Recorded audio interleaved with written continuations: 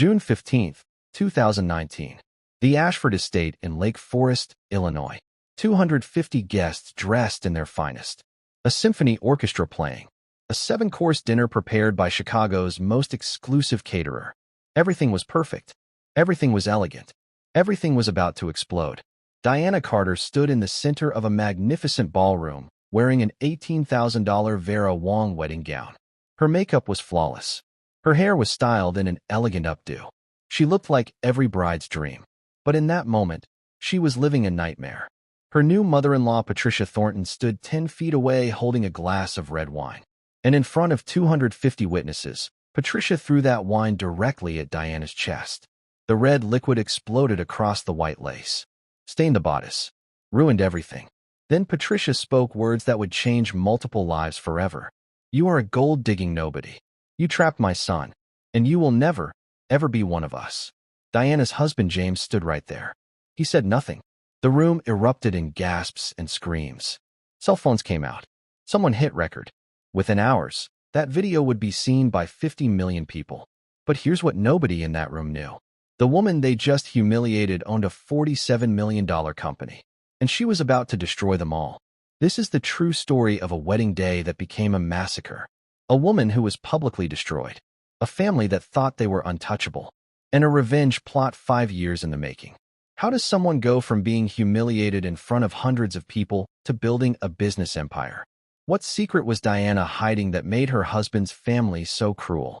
And when she finally revealed the truth, what did the Thornton family lose? I'm going to tell you everything.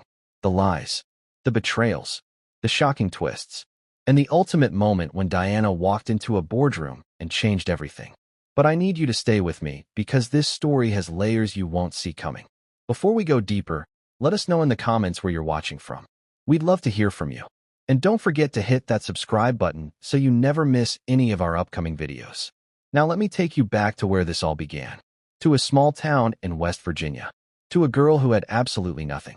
To the moment Diana Carter decided she would become someone they could never ignore. Diana Carter was born in Pineville, West Virginia in 1985. Population 1,847. The kind of town where everyone knows your business and nobody expects you to leave. Diana's parents died when she was 6 years old. A drunk driver ran a red light on a rainy October night. One moment Diana had a family. The next moment she was an orphan. Her grandmother Elizabeth Carter took her in.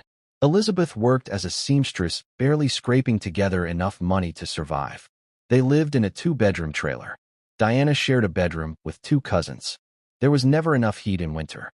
Never enough food on the table. Never enough hope. But Elizabeth gave Diana something more valuable than comfort. She gave her determination. Elizabeth would tell Diana, "You're going to do amazing things, baby girl. Don't let anyone tell you different." Diana held on to those words like a lifeline. School was Diana's escape. She was brilliant. Straight A's in every class. She'd walk 3 miles to the public library after school because they had heating and internet and books. Her guidance counselor called her in during sophomore year. "Diana, I need you to be realistic. Girls like you don't go to college. You should think about vocational training. Maybe cosmetology." Diana looked at that counselor and said, "I'm going to college. And I'm going to be successful." The counselor laughed. "Okay, honey. Good luck with that." Diana never forgot that laugh. She worked harder, studied longer, applied for every scholarship she could find. When she graduated high school in 2003, she had a full academic scholarship to West Virginia University.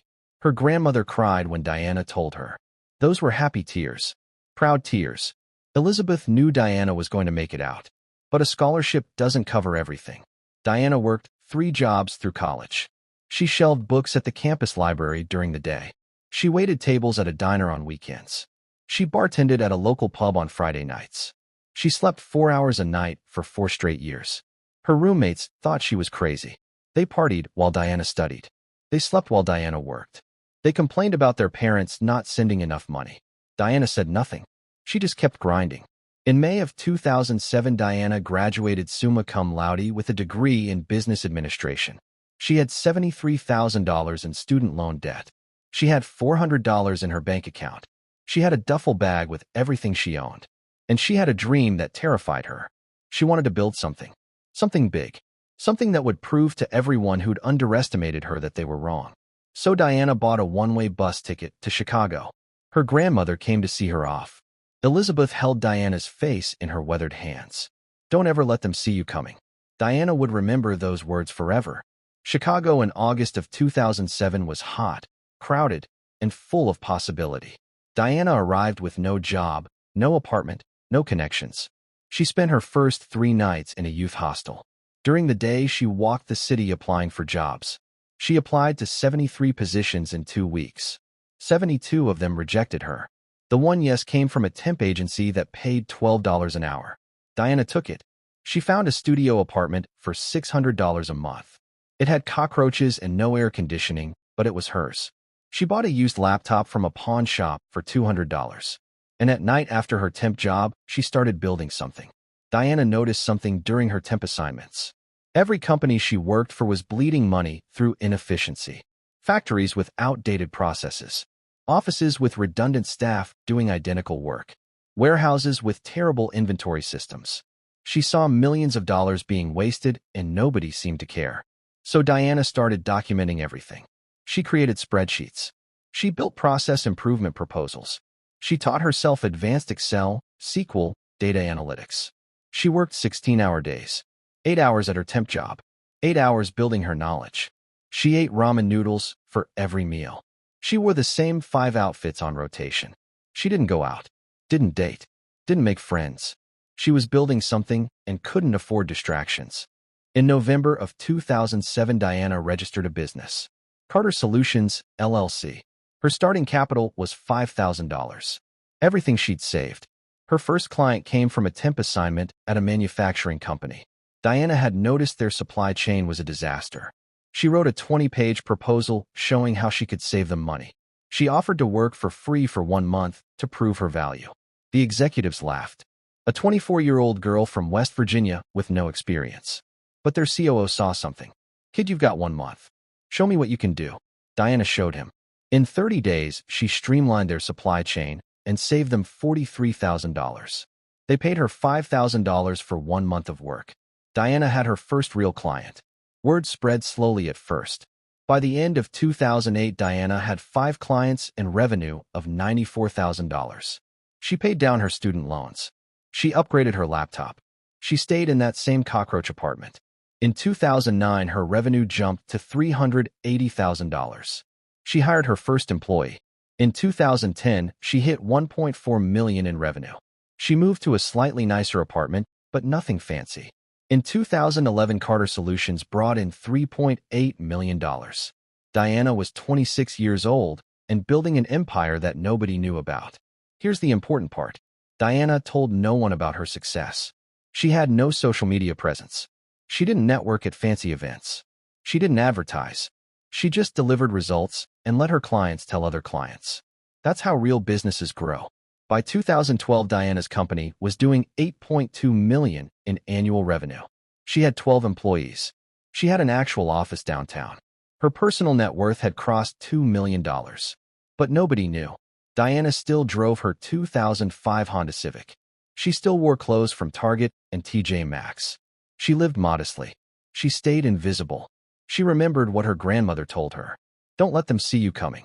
Diana was very good at being invisible. She was building wealth in silence and power in shadows. This strategy would become both her greatest strength and her biggest vulnerability. Because when you hide your light, nobody can celebrate it. But nobody can steal it either. At least that's what Diana thought. She was about to learn a very painful lesson about trust, love, and the danger of letting people underestimate you. October 2016. The Chicago Philanthropy Gala at the Four Seasons Hotel. Diana almost didn't attend. Her assistant Rachel had been begging her for months. "Diana, you need to network. You can't build a business entirely on referrals. You need to be seen." Diana finally agreed. She bought a simple black dress from Nordstrom for $200. She did her own hair and makeup. She arrived feeling completely out of place. Everyone there was dripping in designer labels and diamonds. Diana wore a dress that cost less than most of their shoes. She grabbed a glass of wine and found a corner to hide in. That's where James Thornton found her. James was 34 years old. Tall, handsome, confident in that effortless way that old money creates. He wore a custom Tom Ford tuxedo like it was a second skin. He was the heir to Thornton Properties, a $300 million real estate empire that his great-grandfather started in 1923. James had gone to Princeton for undergrad and Harvard for business school. He'd never worked anywhere except the family company. He'd never struggled for anything in his entire life. Everything had been handed to him. And that night he saw Diana standing alone, and something about her caught his attention. James walked over and introduced himself. They talked for 2 hours. He was charming, funny, attentive. He asked about her childhood, and Diana told him the edited version. Small town, raised by grandmother, worked her way through college. James found it refreshing. He'd dated plenty of women from his social circle, and they all felt the same. Predictable. Boring. Diana was different. She was humble. She was grounded.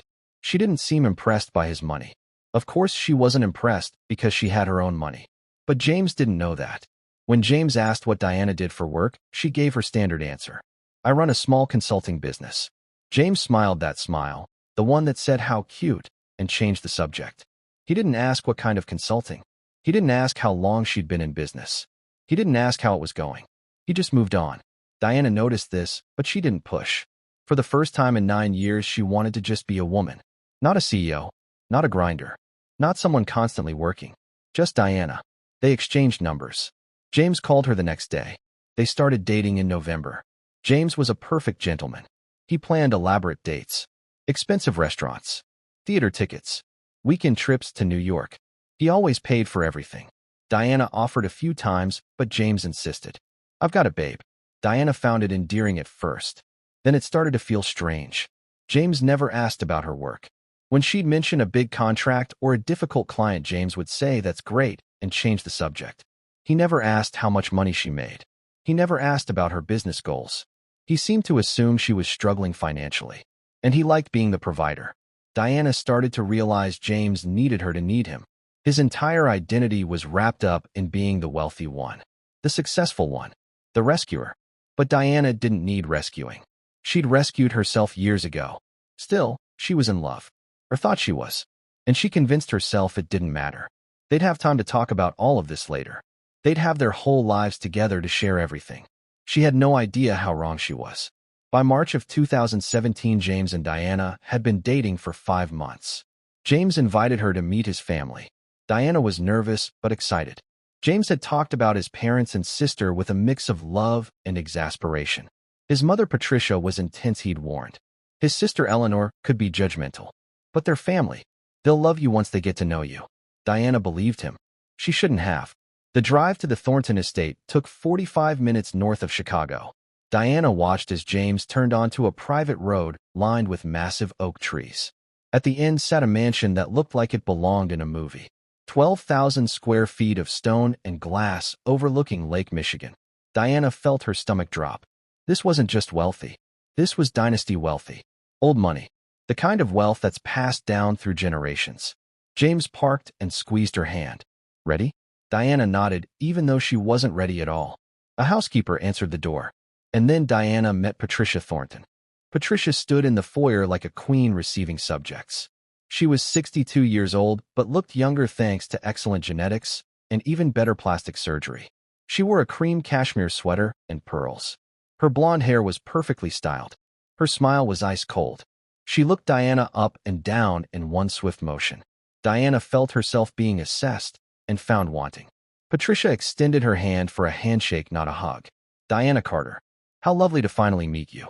Her voice was warm, but her eyes were calculating. They moved into the formal living room where the rest of the family waited. Richard Thornton, James's father, stood by the fireplace. 65 years old with silver hair and the bearing of a man used to being in charge. He shook Diana's hand and said welcome. Then he returned to his drink and barely spoke for the rest of the evening. Eleanor Thornton Pemberton sat on the sofa with her husband Bradley. Eleanor was 36, 4 years older than James. She had her mother's blonde hair and sharp features. She wore a designer dress that probably cost more than Diana's monthly rent. The whole family looked like they'd stepped out of a catalog for the extremely wealthy. Dinner was served in the formal dining room. Diana sat between James and Eleanor. Patricia sat at the head of the table, controlling every aspect of the conversation. So Diana, Patricia said, while delicately cutting her filet mignon. James tells us you're in consulting. How quaint. What exactly do you consult on? Diana explained she helped companies optimize their operations. Patricia nodded slowly. And how long have you been doing this? About 9 years. 9 years, Patricia repeated. And you're how old? 29. So you started this business right out of college? Yes. How ambitious, Patricia said, but her tone suggested ambition was not a compliment. And where did you go to school? West Virginia University, Diana answered. There was a pause. A state school, Eleanor said. How nice. Diana felt James tense beside her, but he said nothing. Patricia continued. And your family, Diana? Where are they from? West Virginia. Small town called Pineville. Patricia's eyebrows raised slightly. How charming. And what do your parents do? They passed away when I was young. I was raised by my grandmother. Another pause. I'm so sorry, Patricia said in a tone that wasn't sorry at all. And your grandmother, what does she do? She's a seamstress. She's retired now, but she worked in alterations for 40 years. Patricia took a sip of wine. How hardworking. We Thorntons have always admired people who work with their hands. The condescension was thick. Diana felt her face flush. She looked at James hoping he'd say something. He was staring at his plate. The rest of dinner was more of the same. Questions designed to highlight everything Diana wasn't. Questions about country clubs. Diana's family didn't belong to any. Questions about where Diana summered. Diana had never summered anywhere. Questions about Diana's plans after marriage. Patricia made it clear that Thornton wives didn't work. They served on charity boards and organized galas and raised children with nannies. Diana was starting to realize she'd walked into a family with very specific expectations, and she met none of them. When dinner finally ended, James and Diana left. In the car, Diana waited for James to say something. He didn't. Finally, she spoke. That was really uncomfortable. James shrugged. My mother is protective. She'll warm up to you. Diana wanted to believe him, but she had a sinking feeling in her stomach. Patricia Thornton wasn't going to warm up to anyone, especially not to a girl from a trailer park in West Virginia. Over the next 6 months, Patricia launched what Diana later called the campaign. It was systematic, calculated, designed to prove Diana wasn't good enough for the family. It started small. Patricia would invite James to family events and forget to include Diana. Sorry, dear, I thought James told you it was family only. Then there was the wardrobe ambush. Patricia invited Diana to a charity luncheon, told James to tell Diana it was casual. Diana showed up in business casual attire. Every other woman was in cocktail dresses and heels. Patricia announced loudly, Oh, Diana, I'm so sorry. Did no one tell you this was a formal event? How embarrassing for you. Diana sat through 2 hours feeling like she was on display. A zoo animal. Something to point at and whisper about. James wasn't even there. Then came the financial interrogation. Patricia cornered Diana at James's birthday party. How much money do you make, dear? We need to know you're not after James's money. Diana kept her voice calm. I'm not after anyone's money. I have my own career. Patricia smiled coldly. Of course, dear, but surely you understand our concern. You come from nothing. James comes from everything. We just want to make sure your intentions are pure. Diana excused herself to the bathroom and cried for 5 minutes. When she told James what his mother said, he sighed. She's just being protective. Can you blame her? Yes, Diana thought. I can absolutely blame her. The worst incident came 3 months before the wedding. Patricia invited Diana to lunch. Just the two of them. Diana hoped maybe this was Patricia's way of making peace. They met at an expensive restaurant downtown. Patricia ordered wine and salad. They made small talk for 15 minutes. Then Patricia got direct. Diana, I'm going to be frank with you. I don't think you're right for my son. Diana felt like she'd been slapped. Before she could respond, Patricia continued. You're a lovely girl. You've worked hard. I admire that. But you're not one of us. You don't understand our world. You don't come from our background. And frankly, I think you see James as a meal ticket. That's not true, Diana said. I love James. Patricia waved her hand dismissively. I'm sure you think you do. But love isn't enough. James needs someone who can be a proper wife. Someone who understands society. Someone from the right kind of family. Then Patricia reached into her purse and pulled out a check. She slid it across the table. $100,000 made out to Diana Carter. This is my offer. Take this money. Walk away from James. Tell him you realized you're not compatible. I'll make sure he's not too hurt. Diana stared at the check in disbelief. You're trying to pay me to leave your son. Patricia's expression didn't change. I'm trying to save everyone heartache. You'll never be happy in our world, Diana. and James deserves someone who was born to it. Diana stood up. Her hands were shaking. I'm not taking your money. I'm marrying James. And there's nothing you can do to stop me. She walked out, leaving the check on the table. Patricia sat there alone. And she smiled. Because now she knew Diana wouldn't leave willingly. Which meant Patricia would have to get creative. James proposed in December of 2017. He got down on one knee at the same gala where they'd met. He presented his grandmother's ring, a 3-carat diamond that had been in the Thornton family for 3 generations. Diana said yes. The crowd applauded. Diana was happy for about 24 hours. Then Patricia took over. Patricia insisted on controlling every detail of the wedding. This is how Thorntons do things. We have standards to maintain. The budget was $500,000. The Thornton family was paying, so the Thornton family decided everything. The guest list had 250 people. Diana knew 12 of them. The venue was the Ashford Estate, a property owned by Thornton Properties. Every vendor was someone Patricia had worked with before. The florist, the caterer, the band, the photographer. They all answered to Patricia, not Diana. Diana tried to have input. She wanted to invite more friends. Patricia said the guest list was full. Diana wanted to choose her bridesmaids' dresses. Patricia had already selected them. Diana wanted some of her grandmother's favorite songs played. Patricia said the band had a specific set list that couldn't be changed. Diana felt like a guest at her own wedding. When she complained to James, he said, "Honey, just let my mother handle it. She's good at this stuff. You focus on being a beautiful bride." Diana's grandmother Elizabeth was too ill to travel from West Virginia. She had emphysema, and her doctor said the trip would be too hard. Diana was heartbroken. Her grandmother was the most important person in her life, the only real family she had. Elizabeth insisted Diana go ahead with the wedding. "I'll watch on video call, baby girl. Don't you worry about me." So Diana arranged for her friend Rachel to hold a phone during the ceremony and reception so Elizabeth could watch everything. This detail would become important because Elizabeth Carter would witness what happened to her granddaughter, and that witness would haunt Diana forever. The week before the wedding, James seemed distracted. Diana asked multiple times if everything was okay. He said he was just stressed about work. Diana believed him.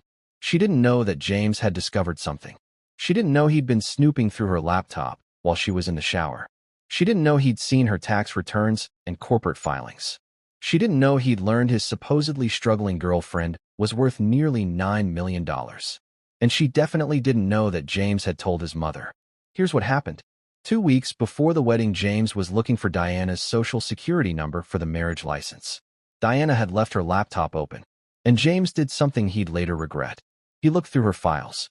Financial documents, tax returns, corporate filings. Carter Solutions, LLC, annual revenue $12.4 million. CEO Diana Carter. Personal net worth estimated at $8.7 million. James stared at the screen in shock. His girlfriend wasn't poor. She was wealthier than him. Instead of feeling proud, James felt emasculated, embarrassed, angry even. She'd lied to him, let him believe she was struggling. Let him play the wealthy benefactor. Made him look like a fool. He immediately called his mother. "Mom, we need to talk." James told Patricia everything. Diana had been lying by omission. She'd built a multi-million-dollar company and never mentioned it. Patricia was furious. Not because Diana had money, but because Diana had hidden it. Which meant Diana was smart, strategic, and potentially dangerous. Patricia couldn't have a daughter-in-law who was smarter than her son. So Patricia made a plan. A plan that would destroy Diana in front of everyone. A plan that would make Diana leave. And a plan that would preserve the Thornton family's pride. June 15, 2019 started like any wedding day. Diana woke up in a hotel suite surrounded by bridesmaids. Makeup artists and hairstylists arrived early. By 10 a.m. the suite was full of champagne and laughter. Diana looked at herself in the mirror. She looked beautiful. She looked happy. She had no idea that 8 miles away her husband-to-be was having a very different morning. James woke up at the Ashford Estate where Thornton tradition said the groom stayed the night before. His mother was waiting for him at breakfast. Patricia was already dressed, already prepared. She'd been awake since 5 a.m., making sure every detail of her plan was in place. "We need to talk," Patricia said. "Mom, it's my wedding day," James replied. "Can't this wait?" "No, it cannot. I need to know you understand what we're doing today." James shifted uncomfortably. "We've been over this." Patricia leaned forward. "Your wife lied to you. She let you believe she was poor. She let us all believe she needed you, when in reality, she's been building a company worth millions. Don't you see how manipulative that is? James had been wrestling with this for 2 weeks. Part of him felt deceived. Another part felt embarrassed that he'd never bothered to ask. And a small part felt inadequate because his girlfriend had built something from nothing while he'd inherited everything. Patricia continued. Today we're going to expose her. We're going to show everyone who she really is. A liar. A manipulator. James looked miserable. Do we have to do this? Patricia's voice was steel. Yes. Because if we don't, she will have power over you for the rest of your life. She will always know she tricked you. But if we embarrass her first, if we take away her power, then we control the narrative. James wanted to argue. He wanted to call it off. He wanted to protect Diana. But he didn't. Because James Thornton was 34 years old, and he had never once stood up to his mother. So he nodded. Patricia smiled. Good.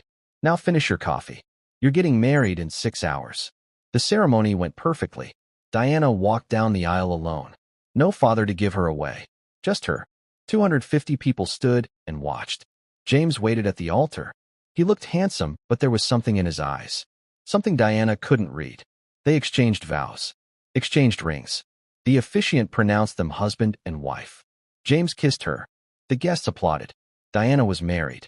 She was happy. She had exactly 90 minutes left before her life exploded. The reception started at 5:30. Cocktail hour in the garden. Past appetizers and champagne. Diana and James circulated greeting guests. Most of them Diana had never met. They were business associates of Richard's, society friends of Patricia's, James's friends from college. Everyone told Diana she looked beautiful. She thanked them. At 7 p.m., everyone moved into the main tent for dinner. The tables were decorated with white roses and gold candelabras. Diana and James sat at the head table. Patricia and Richard sat close to the front. The first course was served. A beautiful salad. Diana barely tasted it.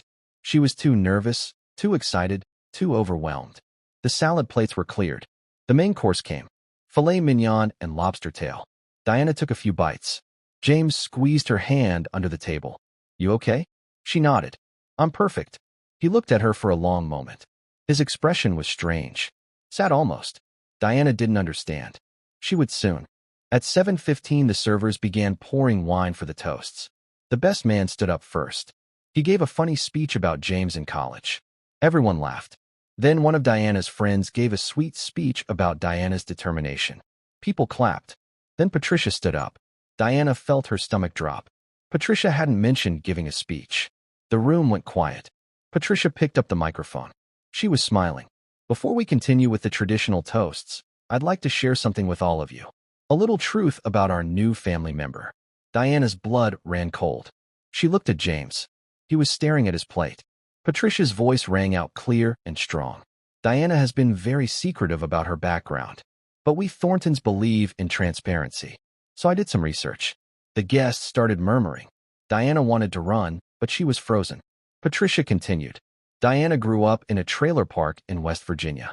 Her parents died in a drunk driving accident. Her grandmother, who couldn't even afford to be here today, took her in out of charity. Diana went to a state school. And her so-called consulting business?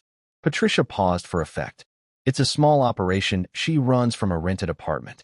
She made $87,000 last year. James makes that in 3 weeks. The tent erupted in gasps and whispers. 250 people staring. Cell phones coming out. Diana felt like she was in a nightmare. This couldn't be happening. Patricia raised her voice. I tried to warn my son. I tried to protect this family from this obvious gold digger. But love makes us blind. Patricia looked directly at Diana. So I'll say it publicly. You are not one of us. You will never be one of us. You trapped my son, and you should be ashamed. Then Patricia picked up her glass of red wine and threw it at Diana. The wine hit Diana's chest and exploded across the white lace. Red wine dripped down the bodice, stained the skirt, ruined everything. The tent erupted. People jumped up, screamed. Diana sat there in complete shock. Wine dripping off her $18,000 dress. Mascara starting to run. She looked at James, her husband of 3 hours. Say something, she whispered. Please say something. James opened his mouth, closed it, opened it again. Mother, that was inappropriate. Not that's a lie. Not how dare you. Not get out. Just inappropriate. Diana felt something inside her shatter. She looked at Eleanor, James's sister. Eleanor was laughing. Guess we'll be getting that marriage annulled soon. Some guests laughed with her. Others looked horrified. Diana stood up. Her legs were shaking. She looked at 250 people staring at her. She looked at James, who still wouldn't meet her eyes. She looked at Rachel, who was crying, holding the phone so Elizabeth could see everything. Diana's grandmother had just watched her only granddaughter be destroyed. Diana walked out of that tent at 7:23 p.m. She walked through the gardens, through the parking lot. She walked in her wine-stained wedding dress and 4-inch heels. She didn't cry. Not yet. She just walked. Behind her, chaos. People arguing. Someone crying. Diana didn't care. She called an Uber. The driver took one look at her and asked if she was okay. Diana got in and said, "Just drive." He drove her back to the hotel. Diana walked through the lobby. People stared. A bride covered in wine. She got to her room, locked the door, took off the dress, threw it in the corner. She stood in the shower for an hour watching the wine wash down the drain. When she got out, she wrapped herself in a robe and sat on the bed. Then she cried. For hours. But at 3 a.m. Diana stopped crying. She looked at herself in the mirror. Her eyes were swollen. Her face was blotchy. She looked destroyed. And in that moment, Diana made a decision. She was done being the victim.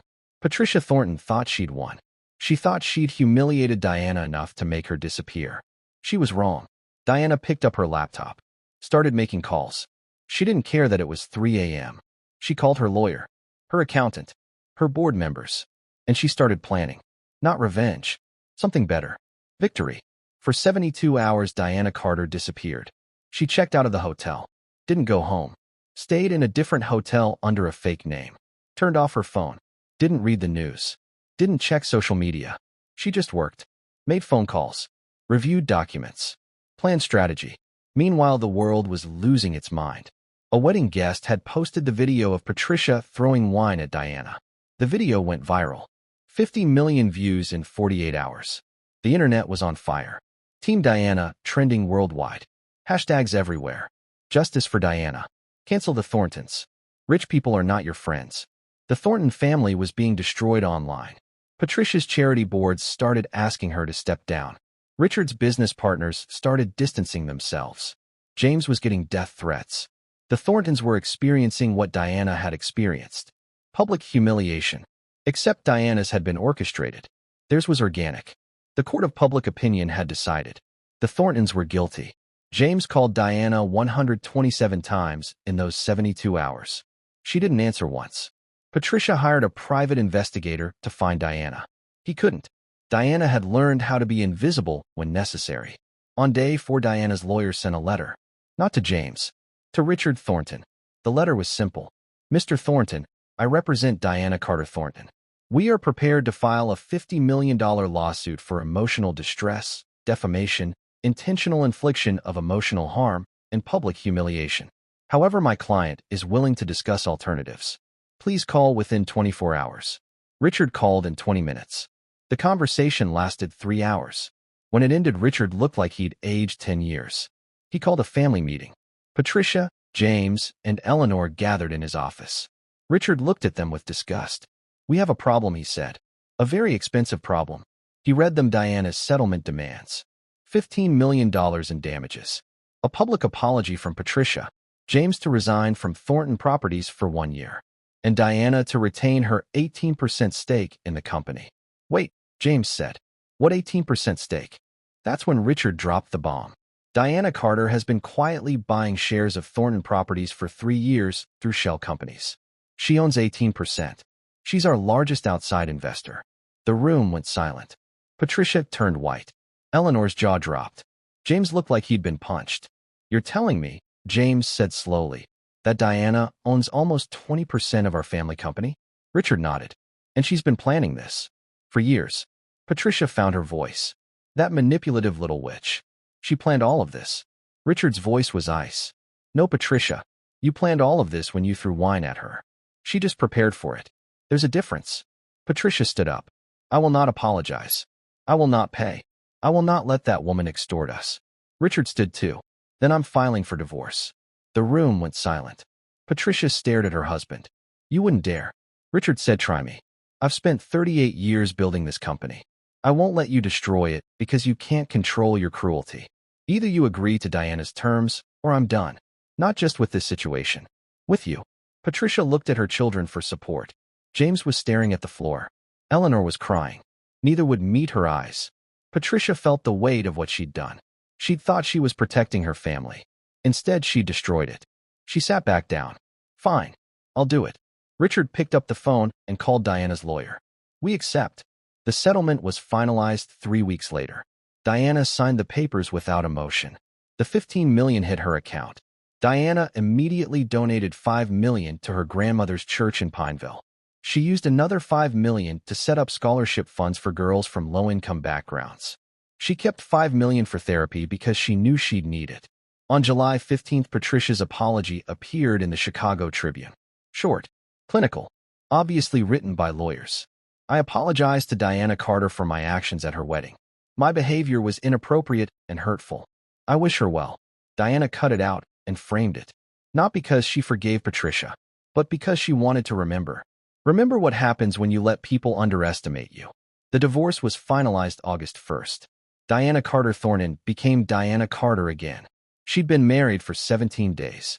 It felt like a lifetime. But Diana wasn't done. Not even close. Because she still owned 18% of Thornton Properties. And she was about to use it. September 2019. 3 months after the wedding. The Thornton Properties board called an emergency meeting. They needed to discuss a $200 million refinancing to fund expansion. The banks were making it difficult given the family's recent publicity problems. They needed unanimous approval from major shareholders. Richard sat at the head of the table. We have everyone except one. Our largest outside investor. They hold 18%. That's significant. Who is it? Richard looked uncomfortable. The shares are held through an LLC. We've never met them in person, but they've requested to attend today. There was a knock. Richard's assistant opened the door. Diana Carter walked in. She wore a black power suit. Her hair pulled back. She carried a briefcase. She looked like she owned the room. Because she did. The board members stared. Diana smiled. It wasn't warm. Good morning, gentlemen. Thank you for having me. Diana sat down and opened her briefcase. I've reviewed your refinancing proposal. I'm voting no. The room erupted. Diana held up her hand. Let me explain. I've spent 3 years quietly purchasing shares of this company. I saw potential, but what I've found is mismanagement, excessive debt, and frankly dangerous decision-making. You're leveraged at 3.2 to 1. Your occupancy rates are declining. Your maintenance costs are out of control. You're trying to expand when you should be consolidating. This refinancing would be a disaster. One board member spoke up. Miss Carter, with all due respect, you're a consultant. You don't understand real estate. Diana's smile sharpened. You're right. I don't understand real estate like you do. But I understand business. And I understand numbers. She pulled out a thick report and distributed copies. For 90 minutes, Diana systematically dismantled Thornton Properties' strategy. She showed declining revenue, highlighted losing properties, identified underperforming executives. The board read in silence. Everything Diana said was accurate, painfully accurate. Diana stood. Gentlemen, I'm proposing a restructuring. New leadership. Real accountability. Starting with Patricia Thornton being removed from all advisory positions. Several board members nodded. I'm also proposing James Thornton be removed from his VP position. He can stay with the company, but in a non-executive role in our Denver office. And Richard, Diana looked at him directly. I'm recommending you step down as CEO. You're 65. You've talked about retirement for years. This gives you a graceful exit. Richard almost laughed. It was absurd.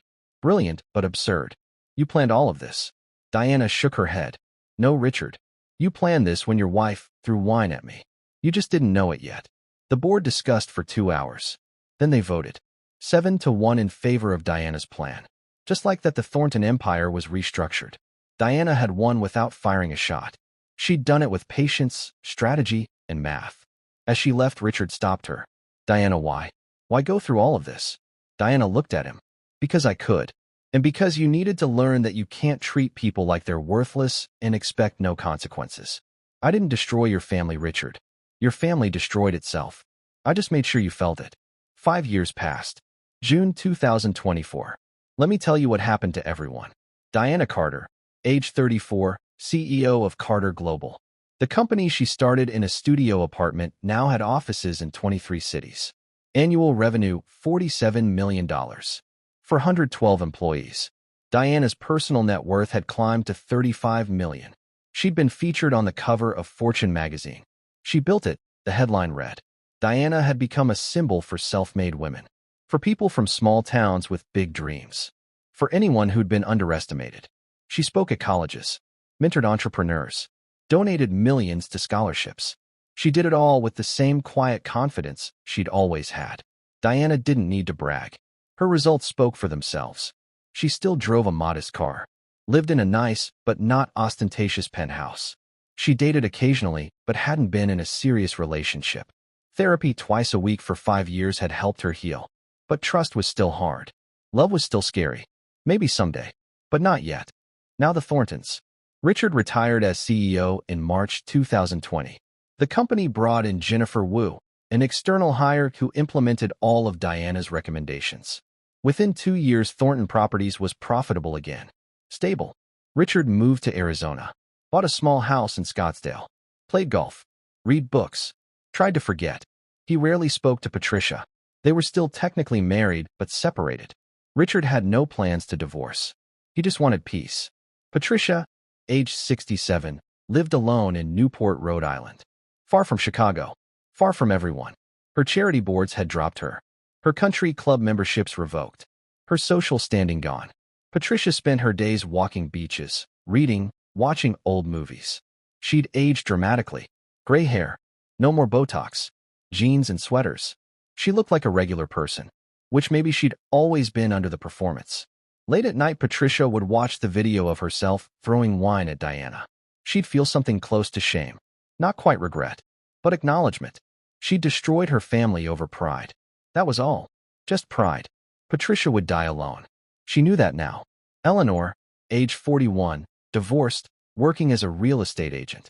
Not for Thornton Properties. Too much baggage. Eleanor lived in a modest apartment, drove a Honda, packed school lunches for her 2 kids. She'd become the kind of woman she used to mock, and it had saved her. Eleanor was happier now than ever. She'd started therapy, made real friends, not society friends, real people who liked her for herself. Eleanor thought about Diana sometimes, wondered if she'd found happiness, hoped she had. Eleanor had learned that treating people as less than makes you less than. She was trying to be more. It was slow, but she was trying. And James, age 39, still in Denver, still working for Thornton Properties in regional management. He'd become competent, not brilliant, but competent. 5 years of therapy had helped him understand himself. He'd been raised to believe his value came from his last name. When Diana proved she didn't need his name or money, James felt worthless. So he'd sabotaged everything, let his mother destroy it. Because deep down he didn't believe he deserved Diana. He'd spent 5 years building self-worth that wasn't tied to family. He was getting there. Slowly. James had dated a few women. Nothing serious. He compared everyone to Diana. They all came up short. Not because Diana was perfect, but because she'd been real. Everyone else felt like they were performing. James thought about Diana constantly. Googled her monthly. Read articles about her success. Watched her conference talks. He was proud of her. Truly. But also sad. Because he could have been part of that story. Instead, he was her cautionary tale. The weak man who let her down. James had written Diana dozens of letters over the years. Never sent any. What would be the point? She'd moved on. Built an empire. Become extraordinary. She didn't need his apologies. She was fine without him. Better than fine. Still, James carried his phone hoping somehow she'd call. She never did. Why would she? He was her past. A closed chapter. The thought kept him up at night. October 2024. 5 years and 4 months after the wedding. Diana was in her office when her assistant buzzed. Diana, there's a James Thornton here. He doesn't have an appointment, but says it's personal. Diana felt her stomach drop. She hadn't seen James in 5 years. She took a breath. I'll give him 10 minutes. James walked in looking different. Older. Thinner. Graying at the temples. He looked humbled. Diana gestured to a chair. You have 10 minutes. James sat. Thank you for seeing me. I know you don't owe me anything. But I had to try. To really apologize. Not with excuses. Just to say I'm sorry. For everything. For letting my mother hurt you. For not defending you. For being too weak to be the partner you deserved. I've been sorry for 5 years. And I'll be sorry for the rest of my life. Diana was quiet. Is that all? James shook his head. No. I also wanted you to know I've changed. I've been in therapy. I understand why I failed you. I was raised to care more about appearances than what's right. All of that made me weak. I can't undo it. But I'm not that person anymore. Meeting you changed me. Losing you changed me. Thank you for showing me what I could be, even if I couldn't be it in time. Diana listened, then spoke calmly. James, the first appreciate you coming. I can see you've worked on yourself. That's good. But 5 years ago, I needed you to defend me. You didn't. You froze. And that cost me my ability to trust. My willingness to be vulnerable. I've spent 5 years in therapy too, working through the pain. I'm better now. Successful. Happy. But also careful. You taught me people will let you down when you need them most. Even people who claim to love you. So here's what I'll give you. I believe you're sorry. I believe you've changed. But that doesn't change what happened. It doesn't undo the pain. You'll always be someone who hurt me. And I'll always be someone you failed. We can't build anything on that. James nodded. He'd known this. For what it's worth, Diana, you're extraordinary. You always were. I was just too insecure to see it. Diana's expression softened slightly. Thanks, James. I hope you find someone who makes you want to be brave. I hope you find that too. James left. Diana sat back down. Seeing James had brought everything back, but also given her closure.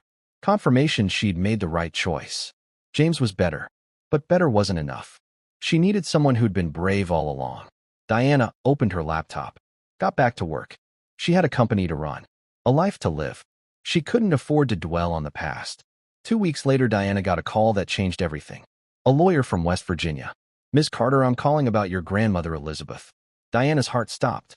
Is she okay? I'm sorry. Your grandmother passed away 3 days ago. Peaceful in her sleep. She was 81. Diana dropped the phone. Her grandmother. The woman who raised her. Who believed in her. Gone. Diana flew to West Virginia that Friday. The funeral was Saturday. 23 people attended. The service was simple. Diana gave a eulogy about how her grandmother encouraged her to dream bigger than Pineville. She cried through the whole speech. After everyone left, Diana met with the lawyer at her grandmother's trailer. Elizabeth had left a will. Everything to Diana. The trailer. Some savings. $43,000. And a life insurance policy. Diana was surprised. Grandma had life insurance? The lawyer nodded. $500,000. She took it out 10 years ago. Paid $23 a month. She wanted to make sure you had something. Diana felt tears again. There's also a letter, the lawyer said. She wrote it 5 years ago, after your wedding. Diana opened the envelope with shaking hands. Inside was a letter in her grandmother's handwriting. My dearest Diana, if you're reading this, I'm gone. I'm so proud of you, baby girl. I watched what that family did to you on your wedding day. I saw it all on that video call. I watched them humiliate you. I watched you walk out with your head high. And I knew you'd be okay. Because you're a Carter. And Carters don't stay down. We get back up. Always. I raised you to be strong. Maybe too strong. Maybe I should have taught you to be soft too. To let people in. To trust. This money isn't much compared to what you've built. But I want you to use it for something special. Not for business. For joy. You've been surviving your whole life. Now I want you to live. I love you forever. Grandma. Diana cried reading it. Later she used that money to start the Elizabeth Carter Foundation, providing scholarships to girls from low-income backgrounds who want to study business. Last year they gave out 47 scholarships. This year 103. Because Diana realized something. The Thorntons could take a lot. Her wedding day. Her trust. But they couldn't take who she was. A girl from Pineville who refused to stay down. So what happened to everyone? Diana Carter continues to build Carter Global. Featured in magazines. Speaking at conferences. Living her best life. Single by choice. Still in therapy. Still healing. But stronger every day. She bought a house in Pineville where it all began. Visits every month. Never forgot where she came from. The Thorntons? Patricia estranged from everyone. Living in isolation. Richard in Arizona. Trying to forget. Eleanor remarried. Working hard. Trying to be better.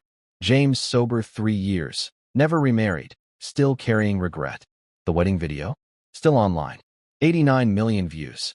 Used in business schools as a case study. Diana never watched it again after that night. The Ashford estate where it all happened? Diana bought it in 2023 through a holding company. Quietly. She doesn't use it. Doesn't rent it. It just sits there empty. A monument to what happens when you underestimate someone. This story isn't really about revenge. It's about a woman who was told she wasn't enough her entire life.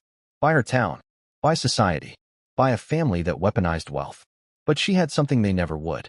The hunger to prove she belonged. Not to them, to herself. And that hunger built an empire. So here's my question for you.